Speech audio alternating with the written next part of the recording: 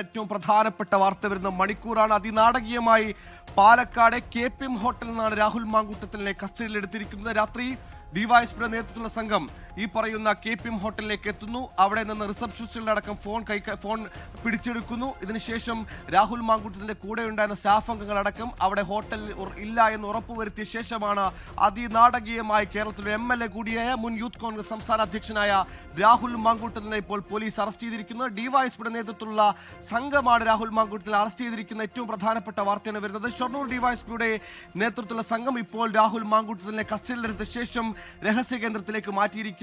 തുടക്കത്തിൽ ആലത്തൂരിലേക്ക് കൊണ്ടുപോകുമെന്നാണ് സ്റ്റാഫ് അംഗങ്ങളടക്കം കരുതിയിരുന്നത്. എന്നാൽ സ്റ്റാഫ് അംഗങ്ങളടക്കം ആലത്തൂരിലേക്ക് പോയെങ്കിലും അവിടെ ഡിവൈഎസ്പിയുടെ ഓഫീസിലോ പോലീസ് സ്റ്റേഷനിലോ രാഹുൽ മാങ്കൂട്ടത്തിൽ എത്തിച്ചിട്ടില്ല. അതിനർത്ഥം ഈ പറയുന്ന രാഹുൽ മാങ്കൂട്ടത്തെ ഏതോ രഹസ്യ കേന്ദ്രത്തിലേക്ക് എത്തിച്ചിരിക്കുന്നു എന്നുള്ളതാണ്. ഏത് കേസിലാണ് ഇപ്പോൾ കസ്റ്റഡി എന്നാണ് ഏറ്റവും പ്രധാനപ്പെട്ട കാര്യം.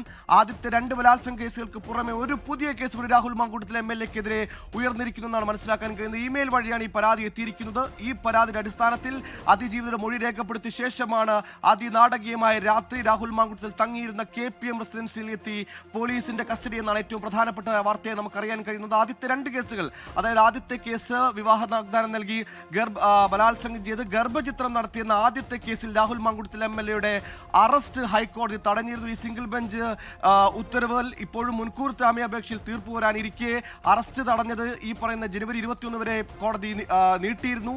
ഇതിന്റെ ആനുകൂല്യത്തിലായിരുന്നു രാഹുൽ മാങ്കൂട്ടത്തിൽ പുറത്തിറങ്ങിയിരുന്നത്. അതേസമയം തന്നെ വിവാഹ വാഗ്ദാനം നൽകി ബംഗളൂരിൽ താമസിക്കുന്ന ഒരു അതിജീവിതയെ ബലാത്സംഗം ചെയ്ത കേസിൽ രാഹുൽ മാങ്കൂട്ടത്തിൽ MLAക്ക് നേരത്തെ തിരുവനന്തപുരം സെഷൻസ് കോടതി മുൻകൂർ ജാമ്യം അനുവദിച്ചിരുന്നു. അതായത് രാഹുൽ മാങ്കൂട്ടത്തിൽ MLAക്കെതിരെ നിലവിൽ ഉള്ളത് 2 ബലാത്സംഗ കേസുകളാണ്. ആദ്യത്തെ കേസ് ഗർഭചിത്രം പ്ലസ് ബലാത്സംഗം, രണ്ടാമത്തെ കേസ് വിവാഹ വാഗ്ദാനം നൽകിയ ബലാത്സംഗം. ഇതിൽ ആദ്യത്തെ കേസിൽ ഗർഭചിത്രം നടത്തി ബലാത്സംഗം ചെയ്ത് ഗർഭചിത്രം നടത്തിയെന്ന കേസിൽ രാഹുൽ മാങ്കൂട്ടത്തിൽ MLAയുടെ മുൻകൂർ ജാമ്യാപേക്ഷയിൽ ഹൈക്കോടതി ഇപ്പോഴും തീർപ്പ് പറഞ്ഞിട്ടില്ല. പക്ഷെ അതുവരെ, അതായത് ഈ മാസം 21 വരെ, ജനുവരി 21 വരെ രാഹുൽ മാങ്കൂട്ടത്തിൽ അറസ്റ്റ് തടഞ്ഞിരുന്നു. രണ്ടാമത്തെ കേസിൽ ഈ പറയുന്ന പോലെ സെഷൻസ് കോടതി ഈ പറയുന്ന രാഹുൽ മാങ്കൂട്ടത്തിന്റെ അറസ്റ്റ് തടഞ്ഞ് മുൻകൂർ ജാമ്യാപേക്ഷ നൽകിയിരുന്നു. ഇപ്പോൾ ഈ പറയുന്ന KPM ഹോട്ടലിന്റെ മുന്നിൽ വെച്ച നമ്മുടെ പ്രതിനിധി ആയിഷത്തുൽ ഷംന ചെയ്തു. ഷംന, അതിനാടകമായ ഒരു അറസ്റ്റാണ്. ഈ കേരള രാഷ്ട്രീയം എടുത്ത് പരിശോധിക്കുമ്പോൾ സമാന കാലത്തൊന്നും ഇത്തരത്തിലുള്ള അർദ്ധരാത്രി അറസ്റ്റ് നേരത്തെ ഉണ്ടായിട്ടില്ല. ഇതിനു മുമ്പ് സമരപരമ്പരകളുമായി ബന്ധപ്പെട്ട് PDPP കേസുകളടക്കം രാഹുൽ മാങ്കൂട്ടത്തിൽ ഒരു തവണ വീട് വളഞ്ഞ അറസ്റ്റ് നടത്തിയിരുന്നു. പക്ഷേ അതിനപ്പുറത്തേക്ക് ഒരു ബലാത്സംഗ കേസിൽ ഒരു MLAയെ അതിനാടകീയമായി അതിരാത്രി ഈ അദ്ദേഹം താമസിക്കുന്ന ഹോട്ടലിൽ നിന്ന് അറസ്റ്റ് ചെയ്തിരിക്കുന്നു. എന്തൊക്കെ വിവരങ്ങളാണ് ഈ ഘട്ടത്തിൽ നമുക്ക് പ്രാഥമികമായി മനസ്സിലാക്കാൻ കഴിയുന്നത്? രാഹുൽ മാങ്കൂട്ടത്തിൽ MLA എവിടെ ട്രേസ് ചെയ്യാൻ പറ്റുന്നുണ്ടോ? വിവരങ്ങൾ. സുഹൈൽ, തീർച്ചയായും ഇത്തരത്തിലുള്ള ഒരു നാടകീയ അറസ്റ്റ് അത് ഇതിനു മുമ്പ് കേരള രാഷ്ട്രീയം കണ്ടിട്ടില്ല എന്ന് തന്നെ പറയാം. രാത്രി 12:30 കൂടിയാണ് രാഹുൽ കസ്റ്റഡിയിലാകുന്നത്. രാഹുൽ താമസിക്കുന്ന ഈ KPM ഹോട്ടലിലെത്തി. അതായത് നേരത്തെ പരാതികളും ആരോപണങ്ങളും ഒക്കെ വന്ന ഘട്ടത്തിൽ രാഹുൽ താമസിച്ചിരുന്ന ഫ്ളാറ്റ് ഒഴിഞ്ഞിരുന്നു. അതിനുശേഷം പിന്നീട് KPM ഹോട്ടലിലാണ് രാഹുൽ താമസിക്കുന്നത്. ഇവിടെ എത്തി ആണ് അന്വേഷണ സംഘം രാഹുലിനെ പിടികൂടിയത്. അതും ഏറ്റവും പുതിയ കേസിലാണ്. ആദ്യത്തെ കേസുകളിലൊക്കെ ഈ കോടതിയിൽ ഇപ്പോഴും അതിലെ ആദ്യത്തെ കേസിലൊക്കെ അറസ്റ്റ് തടഞ്ഞിരിക്കുകയാണ് കോടതി. ഈ ഘട്ടത്തിലാണ് പുതിയൊരു കേസ് രാഹുലിനെതിരെ വരുന്നതും ഇതിൽ അറസ്റ്റ് ഉണ്ടാവും. അന്വേഷണ സംഘത്തിന് കൃത്യമായി ഈ പരാതി ലഭിച്ചതിന് ശേഷം അത് വളരെ രഹസ്യമായി തന്നെ വെച്ച് മാധ്യമങ്ങൾക്കടക്കം മറ്റ് വിവരങ്ങളൊന്നും കൈമാറാതെ തന്നെ വളരെ രഹസ്യമായിട്ടായിരുന്നു അന്വേഷണ സംഘം നീങ്ങിയിരുന്നത്. കാരണം ആദ്യത്തെ പരാതി വന്ന ആ ദിവസം നിമിഷ നേരങ്ങൾ കൊണ്ടാണ് രാഹുൽ പാലക്കാട് നിന്നും വിട്ടത്. അതായത് നവംബർ 27 ആദ്യ പരാതി വരുമ്പോൾ രാഹുൽ അന്ന് ഒരു പ്രചരണ പരിപാടിയിലാണ്, തദ്ദേശ തെരഞ്ഞെടുപ്പുമായി ബന്ധപ്പെട്ട ഒരു പ്രചരണ പരിപാടിയിൽ കണ്ണാടിയിൽ നിൽക്കുകയായിരുന്നു. പിന്നീടാണ് നിമിഷ നേരങ്ങൾ കൊണ്ട് അവിടെ നിന്നും ഔദ്യോഗിക വാഹനത്തിൽ ഓഫീസിലെത്തുന്നതും പിന്നീട് വാഹനം മാറി മറ്റൊരു സ്ഥലത്തേക്ക് പോകുന്നതും അങ്ങനെ കോയമ്പത്തൂർ വഴി ബാംഗ്ലൂർ വഴി അങ്ങനെ രാഹുൽ പിന്നീട് കടന്നു കളയുകയാണ് ഉണ്ടായത്. അതുകൊണ്ട് തന്നെ ഈ പുതിയ പരാതി വന്ന ഘട്ടത്തിൽ വളരെ രഹസ്യമായിട്ടായിരുന്നു അന്വേഷണ സംഘത്തിന്റെ നീക്കങ്ങൾ. ഈ KPM ഹോട്ടലിൽ രാഹുൽ താമസിക്കുന്ന ഇതേ KPM ഹോട്ടലിൽ അന്വേഷണ സംഘം മഫ്തയിൽ ഉണ്ടായിരുന്നു.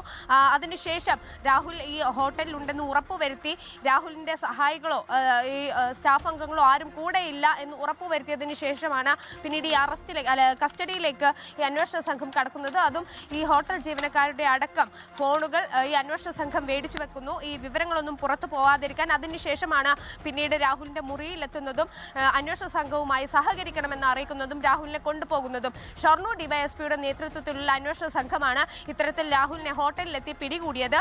പക്ഷേ രാഹുലിനെ എങ്ങോട്ട് കൊണ്ടുപോയി എന്നതിൽ കൃത്യമായ ഒരു വ്യക്തതയില്ല. തിരുവനന്തപുരത്തേക്കാകാമെന്നാണ് സൂചന. എന്തായാലും രാഹുലിന് ഈ കേസ് ഏറെ നിർണായകമാണ് എന്ന് തന്നെ പറയേണ്ടിയിരിക്കുന്നു. കാരണം മുൻപുണ്ടായിരുന്ന കേസുകളേക്കാൾ കൂടുതൽ തെളിവുകൾ ഈ കേസിൽ ഉണ്ട് എന്നാണ് അന്വേഷണ സംഘം അവരിൽ നിന്നും നമുക്ക് ലഭിക്കുന്ന വിവരങ്ങൾ. ഇതിൽ DNA ടെസ്റ്റ് ഉൾപ്പെടെ നടത്താൻ കഴിയുന്ന തരത്തിലുള്ള ചില തെളിവുകൾ ഈ യുവതി അത് കൃത്യമായി തന്നെ സൂക്ഷിച്ചു വെച്ചിരുന്നു. അതടക്കം അന്വേഷണ സംഘത്തിന് ലഭിച്ചിട്ടുണ്ട് എന്നുകൂടി ഇപ്പോൾ വിവരമുണ്ട്. അതായത് നേരത്തെയൊക്കെ ആദ്യഘട്ടത്തിൽ തന്നെ രാഹുലിനെതിരെ ആരോപണം വരുമ്പോൾ രാഹുൽ പ്രതിരോധിച്ചിരുന്നത് പരാതി എവിടെ എന്ന ഒരൊറ്റ ചോദ്യം കൊണ്ടായിരുന്നു. നിയമപരമായും പോകട്ടെ, ഈ അത്തരത്തിൽ എന്തെങ്കിലും ആരോപണമുണ്ടെങ്കിൽ അത് നിയമപരമായി കൊണ്ടുവരട്ടെ, ഒരു പരാതി നൽകട്ടെ എന്നൊക്കെയായിരുന്നു. പിന്നീട് പരാതി നൽകിയ ഘട്ടത്തിൽ നിമിഷ നേരങ്ങൾ കൊണ്ടാണ് രാഹുൽ പാലക്കാട് നിന്നും മാറി നിന്നത്, അല്ലെങ്കിൽ മുങ്ങി നടന്നത്. പിന്നെ ഏറെക്കാലം ഒളിവിൽ കഴിയുന്നു. അതിനുശേഷം പിന്നീട് പെട്ടെന്ന് ഒരു ദിവസം വോട്ട് ചെയ്യാൻ വേണ്ടിയാണ് രാഹുൽ പാലക്കാട് തിരിച്ചെത്തുന്നത്. അതിനൊക്കെ ശേഷം പിന്നീട് ഈ കേസ് കോടതിയിലെത്തുമ്പോഴൊക്കെ രാഹുൽ വലിയ പ്രതീക്ഷയൊക്കെ ഉണ്ടായിരുന്നു.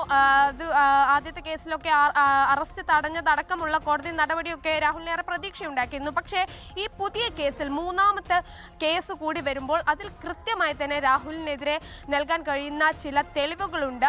ഈ യുവതിയെ ബലാത്സംഗം ചെയ്തു, ഈ ഗർഭചിത്രത്തിന് നിർബന്ധിച്ചു, അതിനൊക്കെ പുറമെ ഇത് രാഹുൽ തന്നെ എന്ന് തെളിയിക്കുന്ന തരത്തിലുള്ള DNA ടെസ്റ്റുകൾ അടക്കം നൽകാൻ കഴിയുന്ന ചില തെളിവുകൾ ഉണ്ട് എന്ന് തന്നെയാണ് ഇപ്പോൾ അന്വേഷണ സംഘത്തിൽ നിന്നും നമുക്ക് ലഭിക്കുന്ന വിവരം. എന്തായാലും അത് രാഹുലിനേറെ നിർണായകമാകും എന്ന കാര്യത്തിൽ സംശയമില്ല.